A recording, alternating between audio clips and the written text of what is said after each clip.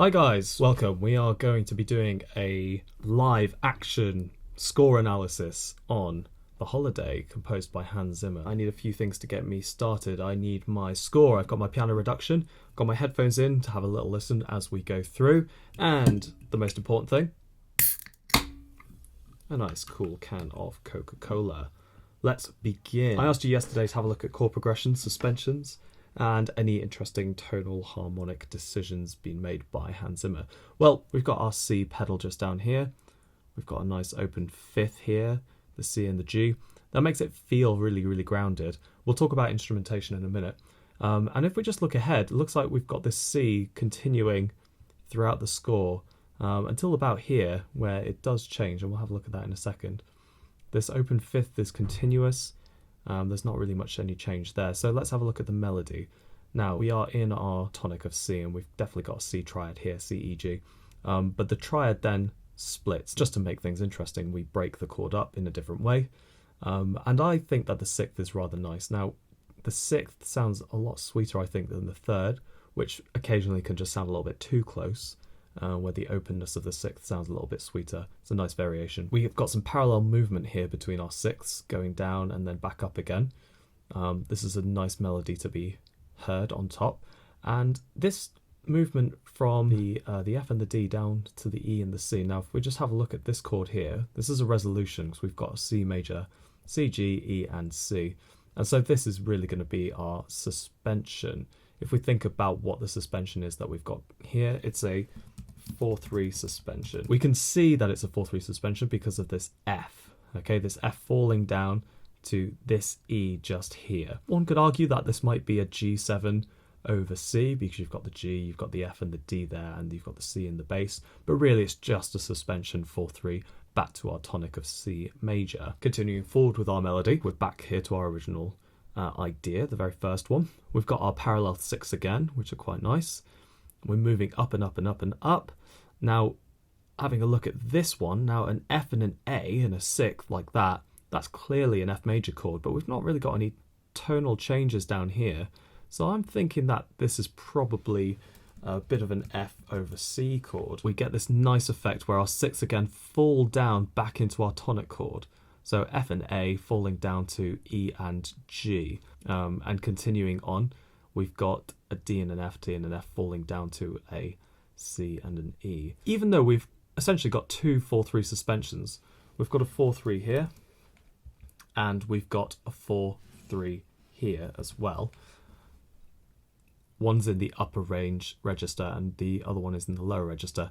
The chords are different. Coming back to this particular chord here, F over C, when you have the F at the top and you have it in a sixth, it's going to be in a sixth with an A. That would give us an F major chord. Okay, the 4-3 suspension F to E gives us a different sounding suspension than where you have the F in the lower voicing, F down to the E. Now an F in a sixth, when the F is the bottom note, is a D. And so this chord here, this is more like the G over C. And so even though we've got two 4-3 suspensions, we've got them with two different chords. Now that's pretty interesting. And then we've got a similar sort of suspension acting here where we've got the drop down into a different chord now. Okay, so we've got a new chord here. We've got this as an F major chord. So we've gone, if we think about it in terms of harmony, if one is C, we've gone to chord 4. We've changed our chord. We've not necessarily changed key. We've just changed our chord. It feels like a change of key because of the C being so dominant throughout. Anyway, so we move on here with a nice suspension into our F. So we're in F major. Let's scroll down a little bit. Okay, so moving forward, here we go. So we've now changed into thirds, okay? So it seems like we've got sixths in our C major, and now we're in thirds in our F major. We've got the same sort of grounded idea here of the open fourths this time. Okay, we've got this C here as a bit of a constant. If we have a look at the C, that's in here. This C is a constant, this C is a constant down here. Okay, yes, we've changed our chord, but this time the C is still there. And look at it, it's right here as well. And we've changed back into our C chord there. We are gaining in richness now. Here we have a new tonal center. We've got a sort of A minor tonal center here, obviously being the relative minor to C major, and there's been no modulation when we think of it in terms of a 5-1, because we would have expected an E7 over G sharp maybe rising up to this A. It's just a straight up change, okay? And that's one way that you can modulate. You can just go into the new key, as is what happens here. And it happens quite nicely. If we have a look at this chord, we've got C, E, A, and C. There's no doubt that we are in an A minor chord here. But the nice thing is that if we look at the main melody from the start, our main melody goes G, C. Okay, the top line goes from G to C. And if we look at the new melody, let's call it the B theme here, we've got a G to C here as well. This time in an anacrusis form. The texture is a lot thicker than we'd had before. We're starting to get some nice counter melodies within here now. We've got an A, a B, and a C rising up here, which is quite nice. And we've got these nice octaves here. Octaves are really lovely. Maybe gives us a sort of sparse feel to the actual texture itself. Now we've got some rising texture in here. We've got some falling texture in here. We've got some nice clashes in here. What chord do we have here? C, G, C. That looks like a G to me, and then a D and an E and a G. Looks like a C add 9. Okay, it's nice crunchiness between the D and the E. Not dissonant, crunchy. We've still got these rising motifs here. If we have a look at this rising motif, the A, the B, the C, looks like we've got a nice rising motif here. Looks like it's been copied. This is all textural stuff. Now this is where the magic really happens. Okay, we've got a nice movement in chords here too. There's an E in the bass line there. C, E, G, C, G. Oh, here we go. This is a C over E chord. Really, really nice. Why do we do this? Well, we do this to have that movement up to our next chord, which is an F, major 7. And just look at this harmony here. Look at this. You've got in your melody, you've got that G is back. There's our E, there's our C and our A. This is an add 9 as well. So we've got F major 7 add 9. There's the G for the add 9. There's the E and the internal harmony. There's an E up there as well. And we've still got this rising counter melody going on here as well. The C to D to E, and it's falling. All this internal harmonic work is really, really nice by Hans Zimmer. Next, come back into our C major chord here with a bit of an interesting use of rhythm. Let's just briefly talk about some of this rhythmic device here. So we've got this quaver, crotchet, crotchet, quaver rhythm. Now we've got this sort of push rhythm in the lower texture where we've got the crotchets being played on the offbeats. Okay, so if I just maybe mark in where our strong beats are. Our strong beats are, let's see if I can do this. Whoops. 1, 2, 3. Okay, so this is now going 1 and 2 and 3 and. Now that feels like it's speeding up because we've got the nice straight crotchets here. We've got the pulsing quaver crotchets down here, and this acts as a running set of quavers because then you have 1 and 2 and 3 and we're moving into our next bit, which is a nice A minor chord. And we've got this nice rising figure is back. This B here giving us a nice, this B here gives us a nice A minor 9 chord. Now, because the 9th in the key of A minor is a B natural, you've got that clash between this C here and this B here. Now, this interval here is a minor 9th because you've got the B. If you've got an octave above this B, it gives you the B on this line, and that C just comes right above it. That's where that really nice clash comes from, resolved beautifully by going up to this C natural here. So we're in A minor heaven here. So we've got nice and A minor. We've got this nice rising melodic theme that keeps on going in the texture, in the melody. There's a question and an answer. 1, 2, 3, and 1, 2, 3. As the end of this section approaches, we now get a return of our melodic contour in our downwards direction that we had in the start just here, where the falling happens. There it was in sixths. Here it's in much richer, sustained texture, and the melody is separated. We come to a nice close here on a nice F add 9. We do like our F add 9s. We've got G in that top texture. There's a 9/8 suspension there between the G to the F. and the E makes it that F major 7 chord. When you're coming up with your compositional ideas and you're trying to think of what sounds good, how can I make this sound nice, think about these nice chords here, okay? When you're composing and you come up with an F major chord, F, A, C, that doesn't mean your melody has to be an F, an A, and a C. Here you've got an F that belongs to the F major chord that Hans Zimmer has written. But on the main beat, he starts with a G, 9/8 suspension down to the F, that goes away and he's back down to his E natural here. So you've got 2 out of the 3 notes are non-harmonic to the actual triad itself, but they belong to the key and they just make it sound so nice. Here he goes again, he's got a nice 7/6 suspension here, and then we're back to a C major chord here, back to an F major chord here, rising up in octaves again with his broken chords, and finally a nice plagal cadence to C, and then suddenly, hello, a G chord. What? What's going on here? We've got a G, we've got a D, we've got a G, a D, a G, a G. Ah, it's not just a G chord, it's a G5. Oops. It's a G5. Ambiguity. Okay, he has not put his B natural in there. Interesting. I wonder why. This is our imperfect cadence. This is probably the first time that we've come across this in this piece. So we've ended on chord 5. And why do we do that? Well, it's possibly that there's going to be a key change. It marks the end of a section, but not the end of the piece itself. It makes you thinking, ooh, what's about to come next? So, animato. Okay, let's have a look at our basics. We're in 12/8. That's interesting. We've just ended on a 4/4 time signature here, and everything else was in 3/4. 12/8 and 3/4 are very related. 12/8, obviously, the internal quavers are grouped in 3s, whereas in 3/4 you've got your crotchets, which are grouped in 3s. But depending on where you stress the different beats will give you a different feel as to where the 3/4 lies. Anyway, let's have a look at some of these chords. We are still in key of C major, no actual key changes, no accidentals that I can see. So I'm going to think about my harmony in terms of C major.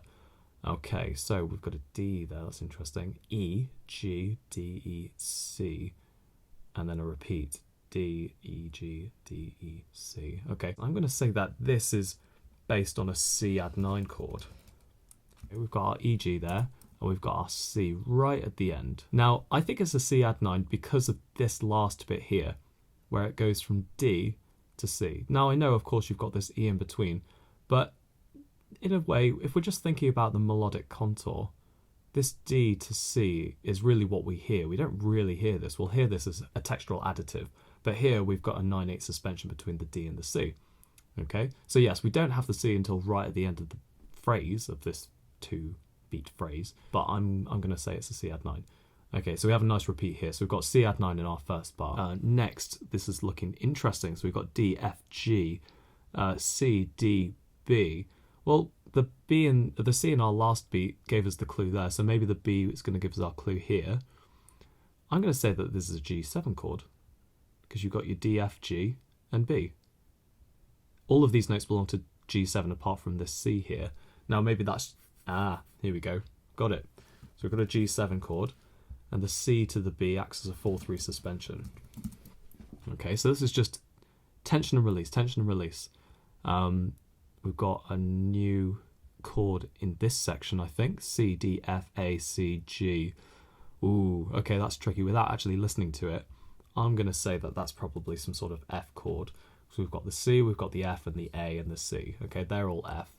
And we've got this D and the G here. You know, one thing or another, we're not trying to put it in a box.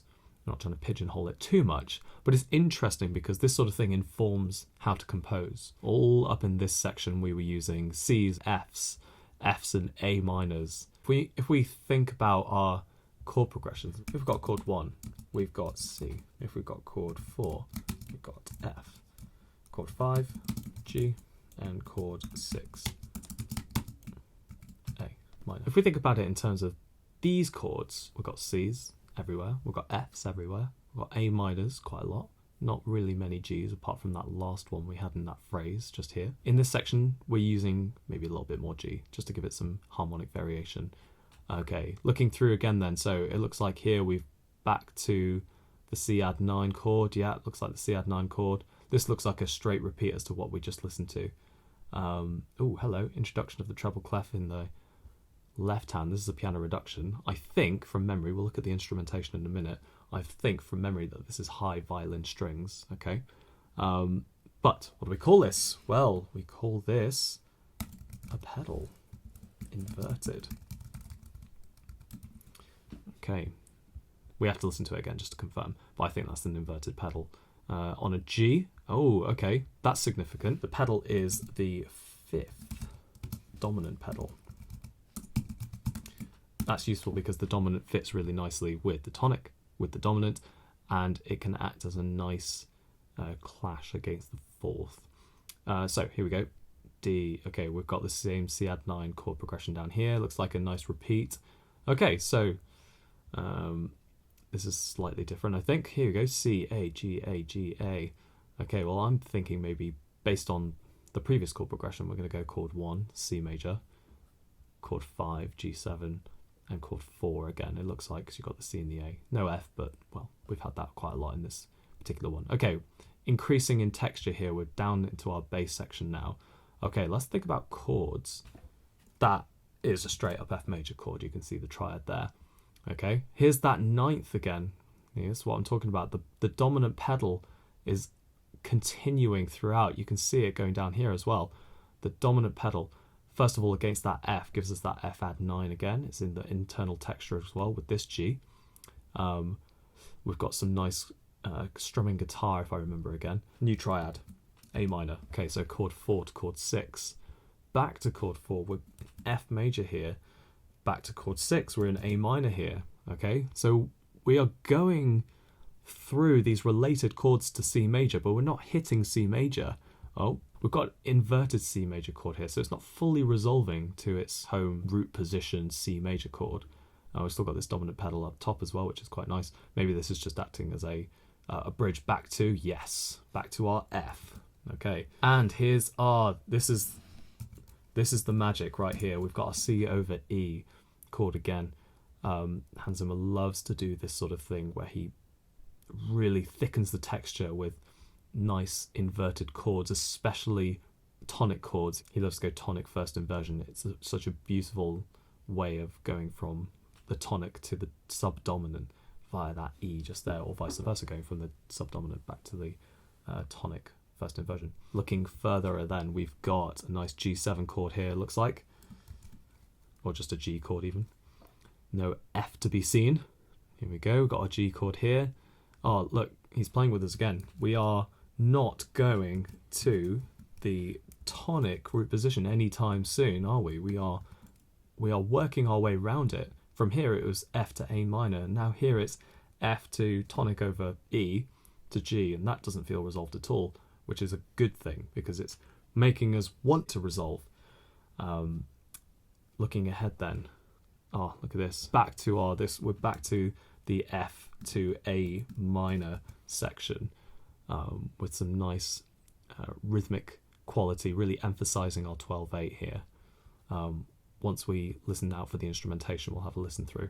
So F to A minor, F, A minor, F, A minor, F. Oh, not A minor. This looks like it's an E minor. I thought maybe C over E first of all. No, we've got a B there and a G. Straight up E minor chord. Okay, so it looks like we're maybe descending from F to E minor. If we think about all of the chords in C major, C, D minor, E minor, F major, G major, etc. Looks like we're going backwards. So F, E minor. What's the betting? The next one's D minor. Yeah, look at that. Here we go. Here's a nice chord voicing for us. We've got D minor here. Look at the way that Hans Zimmer voices this chord. F, C, open 5th, C, A, 6th. E, B, 5th, B, G, 6th, D, A, 5th, A, F, 6th. This is all very, very chosen, very, very specific. And then finally, look at that. Can you get much clearer than that? C major. Awesome. What a lovely, lovely resolution there. Tumbling down these quavers here into this interesting little addition here, the 6/8. Just gives us a little bit of extra time before, boom, coming back into this F, G, A minor. Slight variation on the previous, where it was just F to A minor. We've got quicker harmonic movement here. That just gives us a little bit more sense of urgency. F, G. Let's have a look at this one. This looks like a D minor chord to me. So it's a D minor 7, F, A, C, F, A, C, F, A, C. D minor 7 to A minor, it looks like. This D minor 7 is related to G. Maybe you can tell me why. We're going G, G, we're going F, and we're going C. What's really nice and warm about this is the plagal cadence that we've got going on here. The plagal cadence is one of the warmer cadences. The G to a C will sound final and finished and grand, but the F to C is just so warm. It's like you're being wrapped up in a blanket. Think about your circle of fifths where you've got F, C, G. If you go from G to C, if you go left from G to C and around the circle of fifths, that feels final. If you go right from F to C, the plagal direction, then that feels warm. That's the thing to think about whenever you're creating music. One of the interesting points about this piece of music is that it is simple. If we think about the harmonic progression, it's simple indeed. We've got C, F, G, and A minor as our core chords. The main ones, even from that, are C and F, or chord 1 and chord 4. We don't really deviate too much away from that. And even when we do, it's only briefly. So, for example, the quick G7, or in this chord here, for example, if we have a look in the right hand, F, A, C, F, that looks like an F major to me. But then you look at this and you've got a D in there. Obviously, D and F are very, very related. One is the relative major of the other. And so they fit really well together. And it just increases that texture. If we have a look here, F, A, C, E, that looks like an F major 7. But here, there's that D again. So if we think about that chord, it's a D minor, because you've got the D, the F, and the A, plus the C, which makes it D minor 7, plus the E, which makes it a D minor 7, add 9. So we've got some nice rich chords going on here. Some more richness coming out of the woodworks here. E, G, A, and C over A, that's an A minor 7. G and D there, that's a nice G chord. F, there's that E on the internal F major chord there. Continuing, we've got a nice A minor. So we're coming back to this F major A minor. These broken chords in sixths again. Keep an eye out for how he's voicing everything. Here's the open fifth. Continuing in this way. A minor, G, F. A minor, F, A minor, G. Got some really nice melodic work going on up here. You know, he's not playing notes that are just in the triad. He's got a chord progression and he's exploring the possibilities. You know, there's a G chord there with the B and it's rising straight up to the C. That's a nice movement where we've got the third, the B of the G, going up to the fourth and then back down to the B. But then if you look into the internal texture, yeah, it's a G, but there's an E. Hello, we've got a sixth, and then we've got a fifth here. So this actually turns out is an E minor over G chord. So he's even playing with the internal harmonies as we get further into the piece. We've got F major here, G major here, A minor, G major. Now this is where we're starting to wind down a little bit. To accomplish this sonically, he's making some very interesting decisions. First of all, these rippling chords with that lovely compound third interval, the F to the A, an octave above that. We're in F major here, but look at this here, look at this chord. You've got the C, you've got the G, and you've got the F. That G and the F together, that F add 9 chord. This is all about chord voicings, guys. He's had an F add 9 chord at the top there, but we've not seen this gap before, and we've not seen that G and the F so close together with the G on the top of the texture, yet still somehow on the internal of the chord. We've got that lovely gap again. G to the B, the A to the C there, the G to the B. If we're thinking about our chord progressions, we've got F, we've got G, we've got A minor, oops.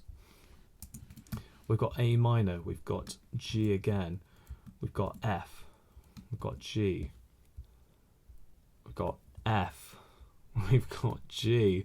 Where do we think we're going with this? It feels like we want to go to a perfect cadence with 4, 5, chord 6, interruption, 5, 4, 5, 4, 5. Is it going to get to 1 yet? No, it's not.